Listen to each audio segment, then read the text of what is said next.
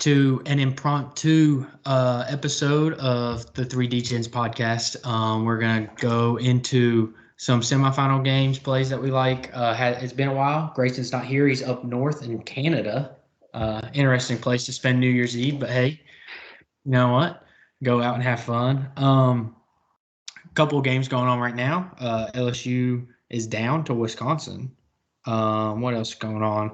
LSU's down 7. Oregon needs to relax. I have the under in that game, but they're killing Liberty 24-6. And then Tennessee's beating Iowa, which doesn't shock me. Iowa can't score if they were playing freaking Duquesne.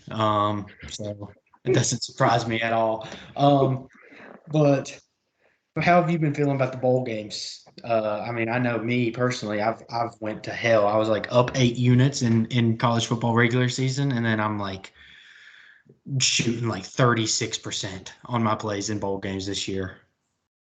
I think I'm pretty close to even. I may be under, like maybe like down, but like I feel like every day we do these bowl games, I'm like 2-2 or 1-3 or 3-1. So it is what it is. I haven't really watched any of the games. I'm not gonna lie. It's been so busy, and none of the games are really important now, except for tonight's games. But yeah, bowl season has treated me basically the same as the regular season treated me. So there's that. That's fair.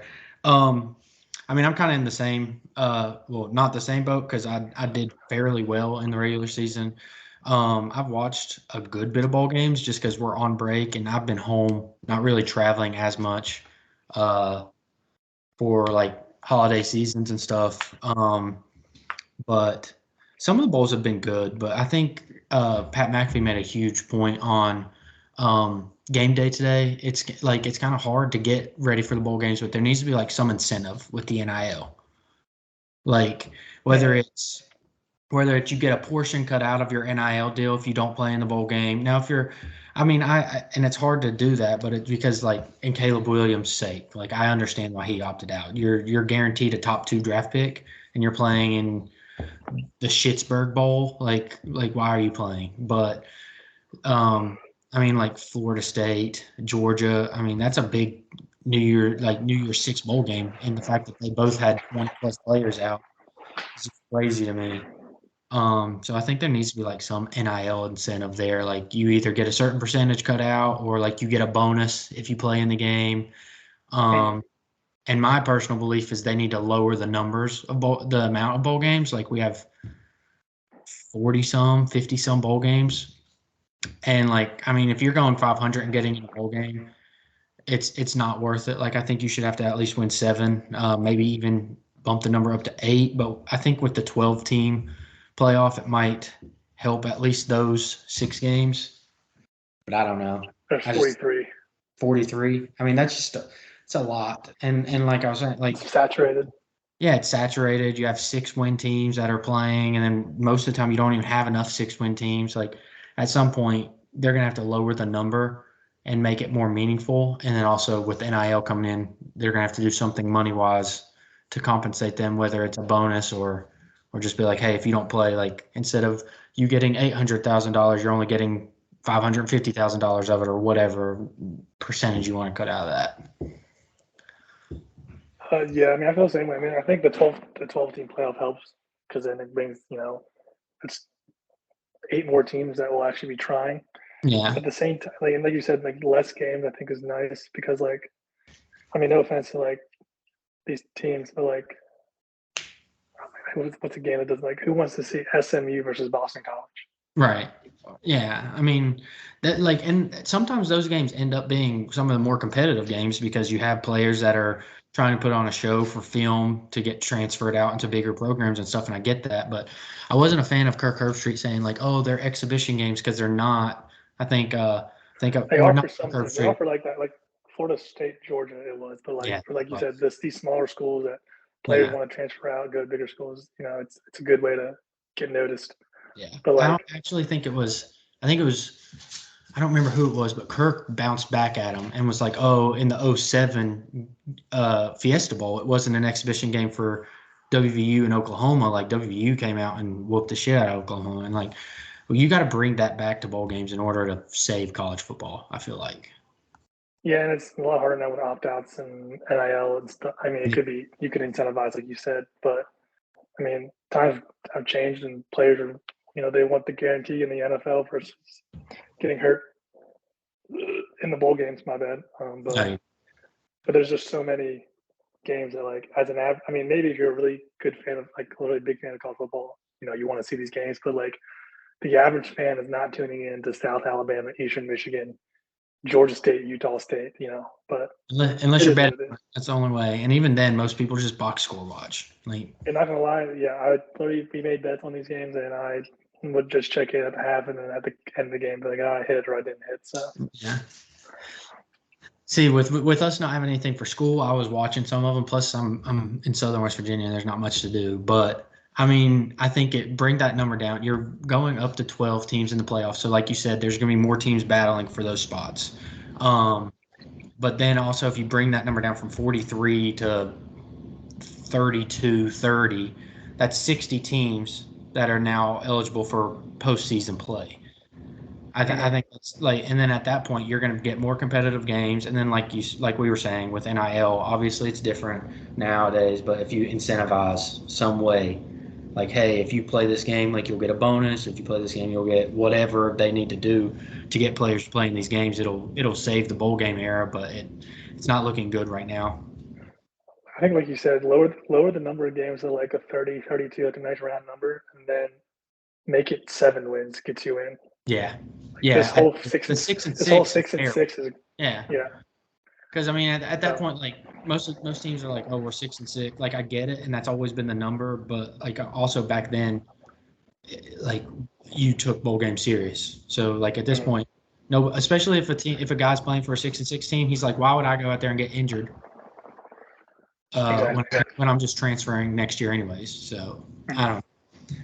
Let's move into the semifinal games, and then we'll hop off here and I'll edit this and get it out there before the game start. First game, Michigan versus Bama. What are your thoughts there, and what's your play on that one?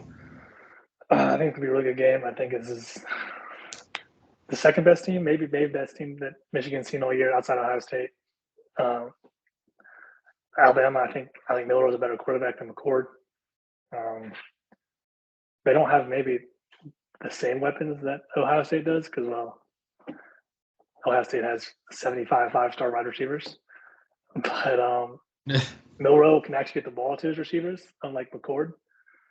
I think it's going to be a really good game. I think it's going to be one of the trenches. Both run-heavy teams really. I mean, as you can see, J.J. McCarthy has turned like 6 passes in the second half, the last 4 games combined. So it's really going to come down to like Jace McClellan, Blake Corum, Donovan Edwards, and whoever just really outruns the other team. I like Bama to cover +2.5. I think what Bama's done over the last, outside the Auburn game, but what they did against Georgia is it's kind of like proof in the pudding. They know a game plan that can stop pretty dominant, run heavy, and just balanced teams in general. And I think this is a big test for Michigan, especially at a neutral site. So it's not, and we'll have this whole month off. It really, I think it's going to come down to the last quarter. See who wins it, but it's two great coaches though, for sure.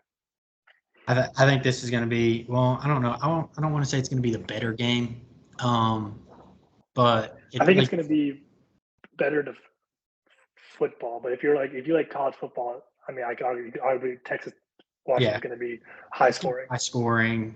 I mean, Quinn Ewers and Penix are going to have probably like 4 touchdowns each. Like that's going to be a more entertaining game. But I think like as a football game, Michigan and Alabama is like what you think of because that's actually a chess match.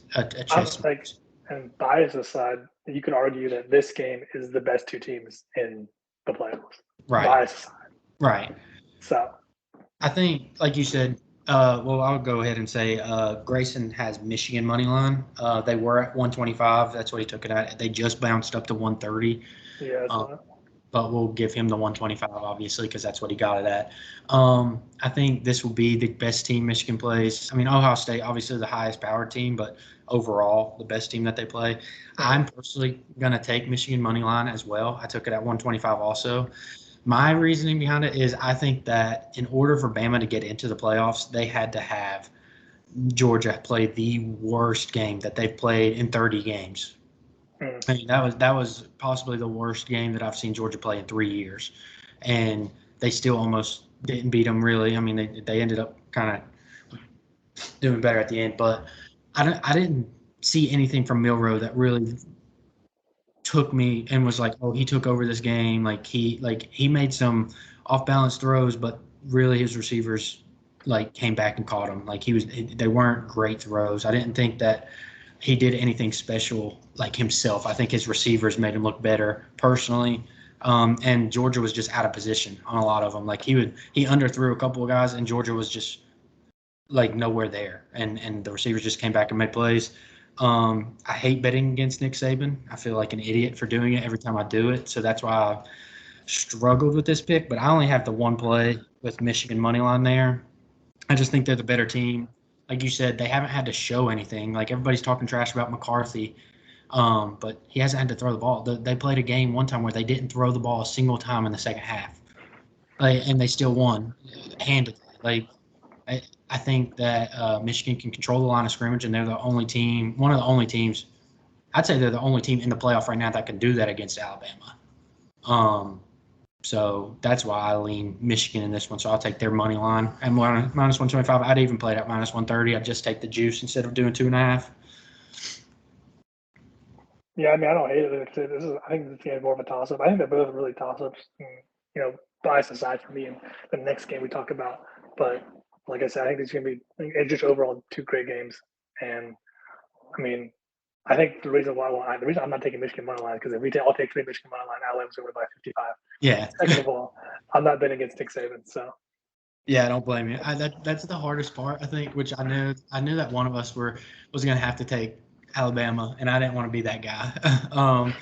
But I think this is the year Michigan figures it out. They're going to, I don't know, Harbaugh is probably going to leave for the Chargers, and he wants to go out on top of college football, and then Nick Saban is going to also try and come out on top because he wants to ride off into the sunset with one more ring, because I feel like this is probably his last year.